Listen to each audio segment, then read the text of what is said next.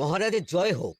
কি ব্যাপার প্রহরী, অন্তদন্ত হয়ে সভায় আসার হেতু? মহারাজ, নবাব বাহাদুরের দূত এসেছেন। তিনি মহারাজের সাথে সাক্ষাৎ করতে চান। হ্যাঁ, সাত সকালে কি গেরো?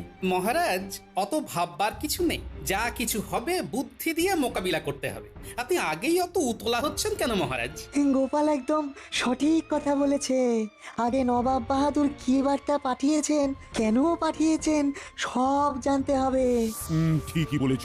যাও যাও প্রহরী, নবাব বাহাদুরের দূতকে পাঠিয়ে দাও। যথা আজ্ঞা মহারাজ। সব তো ঠিকই আছে, খাজনা দিয়ে দেওয়া হয়ে গেছে, কোনো বকেয়া কিছু নেই। তাহলে কি এমন ঘটলো যে নবাব বাহাদুর দূত পাঠালেন? একটু পরেই চক্ষু কর্ণের বিবাদ ভঞ্জন হয়ে যাবে। আপনি উতলা হবেন না। ওই তো নবাব বাহাদুরের দূত এসে গেছেন। মহারাজের জয় হোক। বলো বলো দূত, নবাবের কি সংবাদ তুমি আনলে? মহারাজ, নবাব বাহাদুরের খুব মনোকষ্ট। নবাব বাহাদুর চাইছেন আপনার রাজসভায় প্রকৃত বুদ্ধিমান যেন তার কাছে গিয়ে তার সমস্যার সমাধান করেন। এই রাজ্যে আমার মতো বুদ্ধিমান আর কেউ আছে নাকি? আমাকেই তো যেতে হবে। গোপাল, কি ব্যাপার বলো তো? মানে নবাব বাহাদুরের মনোকষ্টের কারণ কি হতে পারে?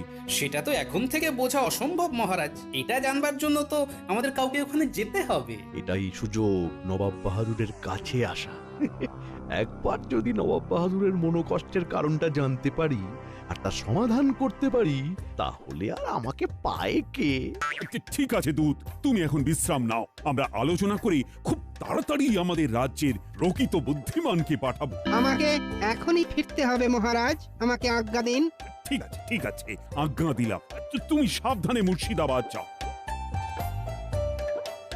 তাহলে কে আমার রাজ্যের প্রতিনিধি হয়ে নবাব বাহাদুরের কাছে যাবে? বিজ্ঞানী, আজ তুমি বল। মহারাজ, বিজ্ঞানী বলার আগে আমি কিছু বলতে চাই। আসলে এই সমস্যাটা কিন্তু খুব জটিল বলেই আমার মনে হয়। এ আর নতুন কি বললেন মন্ত্রীমশাই? জটিল না হলে কি আর দূত পাঠিয়ে সাহায্য চান? আমার মন্ত্রী ওরকম। আসলে সমস্যাটা কিন্তু খুব জটিল বলেই মনে হয়। যেন নতুন কিছু বলছো। বলো বলো, তাড়াতাড়ি বলো, তুমি কি বলতে চাও? আমার মনে হয় আমি মন্ত্রীমশাইয়ের কথার ভাবটা বুঝতে পেরেছি। মহারাজ, মন্ত্রীমশাই এই সমস্যাটা সমাধান করতে চান, কি তাই তো? ওরে বাবা, তুমি তো সাংঘাতিক মানুষ, মনের কথা পট করে জেনে ফেলছো। এটাই তো অভিজ্ঞতা মহারাজ। অভিজ্ঞতাই তো আমাকে পরিপক্ক করে তুলেছে। নিন মন্ত্রীমশাই, আপনি আপনার মনোবাসনা মহারাজকে জানান। হ্যাঁ হ্যাঁ, ছেড়ে কাশো। হ্যাঁ মহারাজ, আমি আপনার মন্ত্রী। আমি ছাড়া এই সমস্যার সমাধান করার মতো আর কেউ নেই। ঠিক আছে, তবে তাই হোক। কাল তুমি নবাব বাহাদুরের দরবারে চলে যাও আর সমস্যার সমাধান করে চলে এসো। যথা আজ্ঞা মহারাজ। আমি অনেক কিছুই করতে যাব, এই অপমানগুলো আমার সব মনে থাকে। কাজটা কি ঠিক হলো গোপাল? মন্ত্রীমশাইয়ের বুদ্ধির উপর আমার কোনো কালেই বিশ্বাস ছিল না। মহারাজ, আপনাকে খুব চিন্তাগ্রস্ত দেখছি। কি হয়েছে মহারাজ? একটু অন্যরকম ঝামেলা এসে পড়েছে। কি এমন ঝামেলা যেটা মহারাজকে এতটা চিন্তায় ফেলেছে? নবাব বাহাদুরের দূত এসেছিল। নবাব বাহাদুর বার্তা পাঠিয়েছেন যে তিনি খুব মনোকষ্টে আছেন। মনোকষ্টের হেতু? সেটা উনি কিছু বলেননি, শুধু বলেছেন যে আপনার রাজসভার প্রকৃত বুদ্ধিমানকে পাঠাতে। ব্যাস, আর কি চিন্তা মহারাজ? আপনার কাছে তো গোপাল আছে, পাঠিয়ে দিন গোপালকে।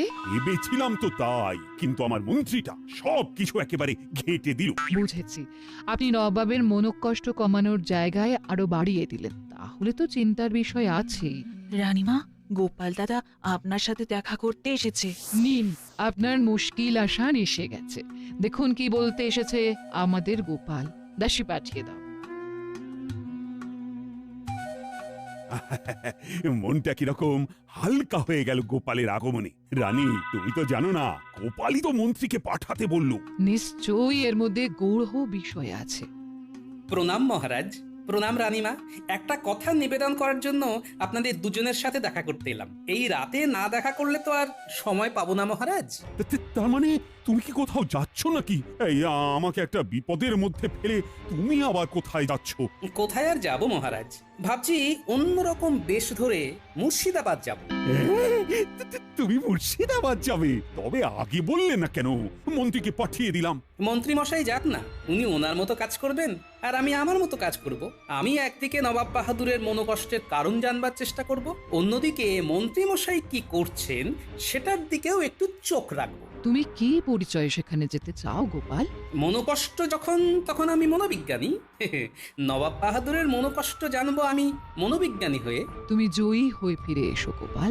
এই যে প্রহরী, গোপালকে নিয়ে খাজাঞ্চির কাছে যাও। গোপাল, তুমি খাজাঞ্চির কাছ থেকে রাহা খরচ হিসেবে 100 মোহর নিয়ে নেবে। যথাজ্ঞা মহারাজ। প্রণাম রানীমা।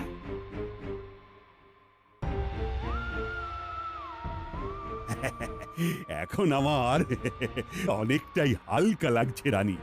হালকা লাগাই স্বাভাবিক মহারাজ, গোপালের উপস্থিতি এমনই।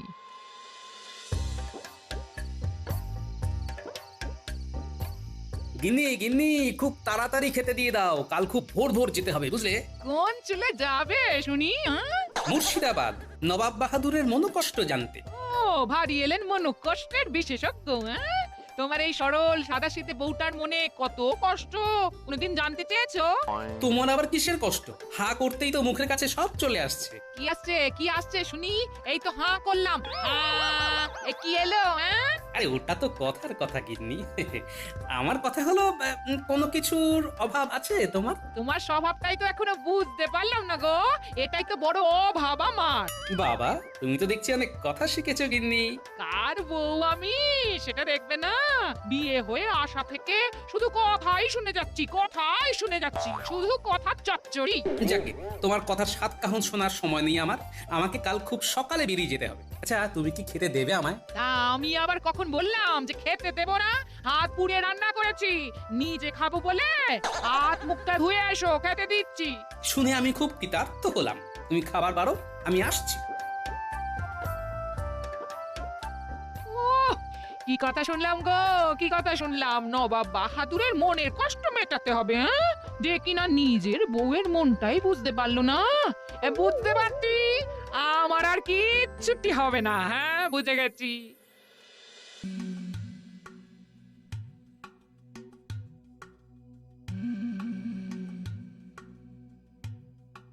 জাহাপনা, দেখুন দেখুন, ভালো করে দেখুন, আপনার বয়স কি দ্রুত বাড়ছে। কাল অবধি আপনার দুটো দাড়ি পাকা ছিল, আজ আবার একটা দাড়ি পেকেছে। এর মানে কি বুঝছেন জাহাপনা? এর মানে আর বুঝতে হয় নাকি? আমি খুব দ্রুত বুড়ো হয়ে যাচ্ছি। তোমার কটা চুল পাকলো বেগম? ওই একটাতেই থেমে আছে জাহাপনা, আমার বয়স থেমে গেছে, আর বাড়বে না। আর আমার বয়স বেড়েই চলেছে। না না, বয়সকে বাড়তে দিলে হবে না। পাকা দাড়িকে এবার কাঁচা করব। ও, কালো রং করে কাচাবেন জাহাপনা? তাতে কি? আমি তো আপনার আয়না। আপনি যতই কাঁচান আমার কাছে আপনি বুড়ো। আর আমার একটা চুল মোটে সাদা, এক ঢাল কালো চুলের মাঝে, আর আপনার তিনটে দাড়ি পেকেছে। যেভাবে এগোচ্ছে খুব শিগগির আপনার পুরো দাড়ি কালো থেকে সাদা হয়ে যাবে জাহাপনা। আর কাটা ঘায়ে নুনের ছিটে দিও না। যেদিন আমার একটা চুল আপনি পাকা দেখলেন তখন আমাকে কি বলেছিলেন জাহাপনা? ভুল হয়ে গেছে, গোস্তাকি হয়েছে। সেদিন আমাকে বুড়ি হয়ে গেছে বলে টিপ্পনি করেছিলেন, আর আজ দেখছেন তো আপনার গুনাহের সাজা কেমন উপরওয়ালা দিচ্ছেন। প্রতিদিন আপনার একটা করে দাড়ি পাকছে জাহাপনা। না, বেগমের সামনে থেকে আমার চলে যাওয়াই উচিত। আমি চললাম। উজির, উজির, আমি খুব দ্রুত বুড়ো হয়ে যাচ্ছি। আমার কি হবে? এ তো ভারী অদ্ভুত ব্যাপার, প্রতিদিন ঠিক একটা করে দাড়ি পাকছে কেন? সেটাই তো বুঝতে পারছি না। কত হাকিম বৈদ্য এলো, কেউ তো কিছুই করতে পারলো না। বুঝলে উজির, এসব গুনাহা, পাপ। জাহাপনা, কৃষ্ণনগর থেকে মন্ত্রী মশাই এসেছেন, আপনার সাথে দেখা করতে চান। কৃষ্ণচন্দ্র কি মাথা খারাপ হয়ে গেল? আমি বললাম সবচেয়ে বুদ্ধিমান লোককে পাঠাতে। মহারাজ মনে করেছেন মন্ত্রী মশাই খুব বুদ্ধিমান। পাঠিয়ে দাও, পাঠিয়ে দাও। আমার মনোকষ্ট না কমাতে পারলে মন্ত্রীকে কারাগারে নিক্ষেপ করব। সেলাম জাহাপানা, শুনলাম আপনার খুব মনের কষ্ট। তাই কষ্ট লাঘব করতে এলে, তাই তো? দেখি তুমি কেমন আমার কষ্ট লাঘব করতে পারো। আপনার মনের কষ্টটা আমার কাছে বলুন। কিছু বুঝতে পারছো? না তো জাহাপনা। বলি চোখের কি মাথা খেয়েছো? আমার 4টে দাড়ি যে পেকে গেছে সেটা দেখতে পাচ্ছ না? পাচ্ছি দেখতে পাচ্ছি, পাবো না কেন? কুচকুচে কালো এক রাশ দাড়ির মাঝে 4টে ফুটফুটে ফর্সা দাড়ি। ভরসা? মন্ত্রী, তোমাকে তো আর এক মুহূর্ত ভরসা করতে পারছি না। উজির, মন্ত্রীকে কারাগারে নিয়ে যাও, বলে কি না ফর্সা দাড়ি। আমার অপরাধ নবাব বাহাদুর, আমি তো সাদা দাড়ি বলিনি, বলেছি ফর্সা। উফ, আবার আবার আমার দাড়ি নিয়ে কথা বলছো। উজির, একে কারাগারে নিক্ষেপ করো। প্রহরী, প্রহরী! হুকুম জাহাপনা। এই মন্ত্রীকে কারাগারে বন্দি করে রাখো, নিয়ে যাও। নবাব বাহাদুর, আমি আর ফর্সা বলবো না, এবার থেকে সাদাই বলবো। আসলে দাড়ি তো সাদাই হয়। আবার আমার দাড়ি নিয়ে কথা বলছে। এই প্রহরী, দেরি করো না, নিয়ে যাও।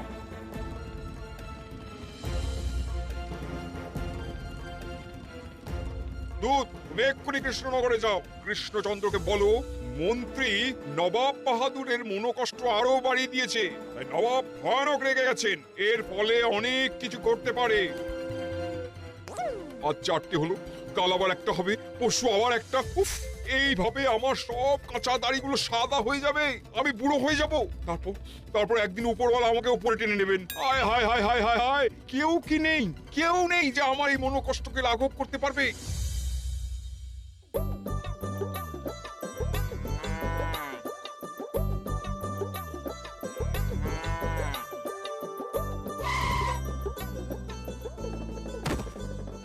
এসে গেছি, তাই না গাড়োয়ান?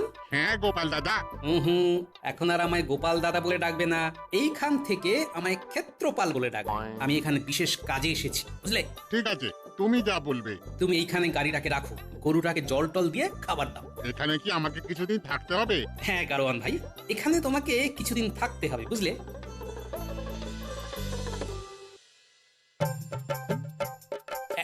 এই নাও 10টা মোহর নাও, ভালো করে খাওয়া দাওয়া করে বিশ্রাম নাও। আর কেউ জিজ্ঞেস করলে বলবে এটা ক্ষেত্রপালের গাড়ি, উনি নবাব বাহাদুরের সাথে দেখা করতে গেছে, মনে থাকবে।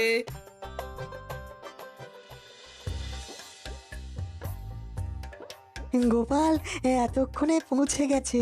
হ্যাঁ, এটাই স্বস্তির খবর যে গোপাল মুর্শিদাবাদে পৌঁছে গেছে। মন্ত্রী মশাইও ওই একই বিষয় নিয়ে নবাবের দরবারে গেছেন। এতে কোনো জটিলতা হবে না তো?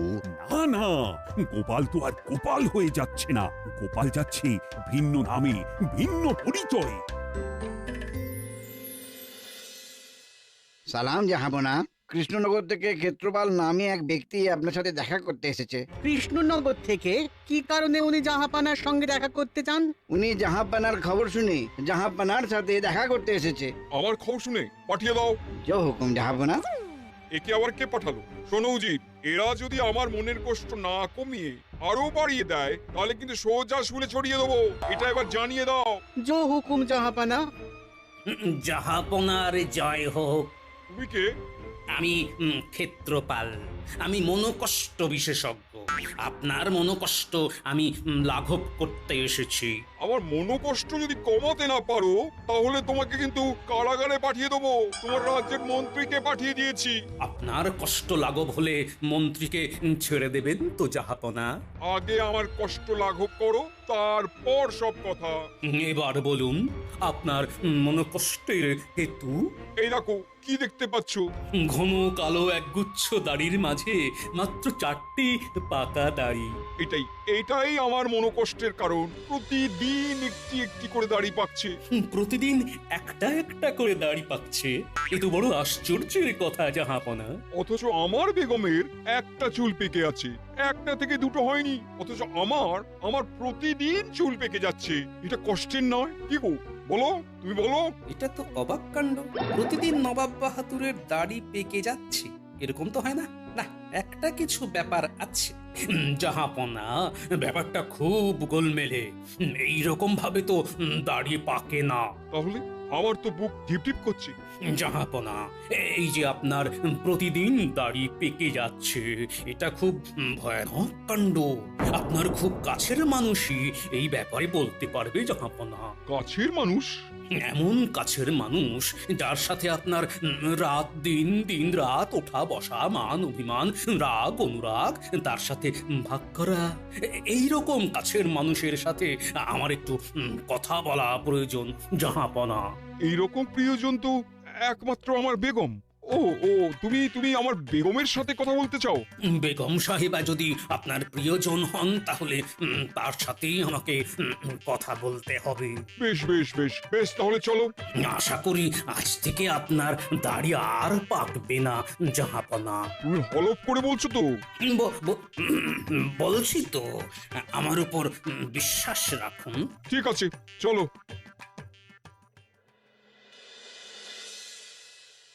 কি ব্যাপার প্রহরী? নবাবের দূত আপনার সাথে দেখা করতে চাইছেন। আবার কি হলো? যাকে ডেকে আনো। মহারাজের জয় হোক। বলো বলো দূত, কি খবর? নবাব বাহাদুর এখন কেমন আছেন? জাহাপানার মন আপনার মন্ত্রীর কথা শুনে আরো খারাপ হয়ে গেছে মহারাজ। নবাব বাহাদুর খুব রেগে গেছেন। এটা বলবার জন্যই আমি এসেছি। আমার বলা হয়ে গেছে, এবার আমি চলে যাব। আমার মন্ত্রী আবার কি বিপত্তি ঘটালো? দেখলে দেখলে মন্ত্রী আমার কোনো জায়গায় গিয়ে একটু ঠিক কাজ করে আসতে পারে না। এখন গোপালই ভরসা।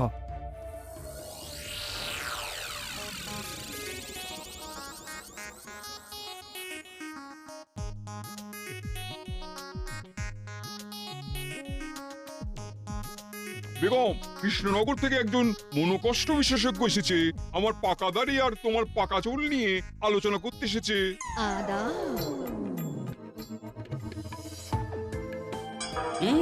আমি যা ভেবেছি তাই। ডান হাতের তর্জনীতে সাদা রং লাগা। ধরে ফেলেছি বেগম সাহেবা। সেলাম বেগম সাহেবা। বেগম, এই ক্ষেত্রপাল যা জিজ্ঞেস করবে ঠিক ঠিক জবাব দিও কিন্তু। ঠিক আছে জাহাপনা, বলো তুমি কি জানতে চাও? জাহাপনার চারটে পাকা দাড়ি দেখে আপনার খুব আনন্দ হচ্ছে, তাই না বেগম সাহেবা? আমার যখন একটা চুল পাকা দেখা গেছিল তখন তোমাদের জাহাপনা ধরাকে একেবারে সরা দেখেছিল। দেখুন এবার কেমন লাগে, সব ওপরওয়ালার সাজা। জাহাপনা, আমি যা বুঝবার বুঝে গেছি।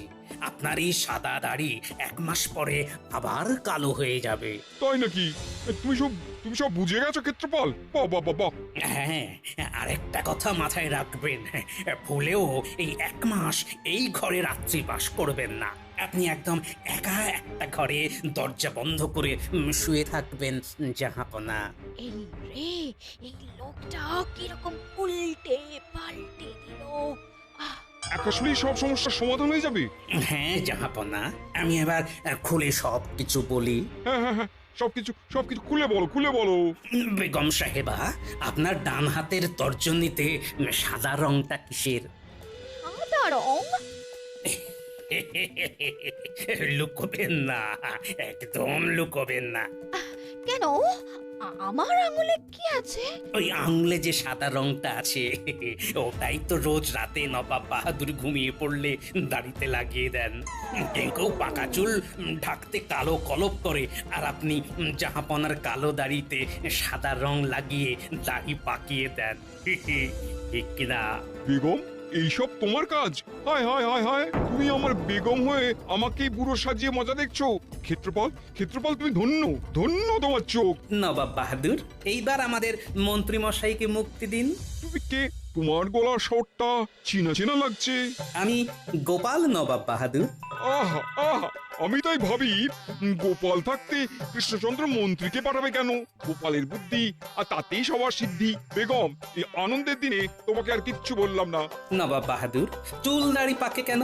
অভিজ্ঞতায়। যত বেশি অভিজ্ঞ হবেন তত বেশি পাকবেন, পুরো গাছ পাকা মিষ্টি আমের মতো জাহাপনা। উচিত সমস্ত রাজ্যে ঘোষণা করে দাও, নবাব বাহাদুরের আর কোনো মনোকষ্ট নেই। উৎসবের আয়োজন করো, কৃষ্ণচন্দ্রকে খবর দাও। গোপাল সব কিছু আজ তোমার জন্য ঘটেছে। তোমাকে তোমাকে উপহারে ভরিয়ে দেবো। নবাব বাহাদুর, আমাদের মন্ত্রী মশাইকে মুক্ত করে দিন, শুধু এইটুকুই আমার চাওয়া। গোপাল, তুমি ধন্য, তুমি ধন্য।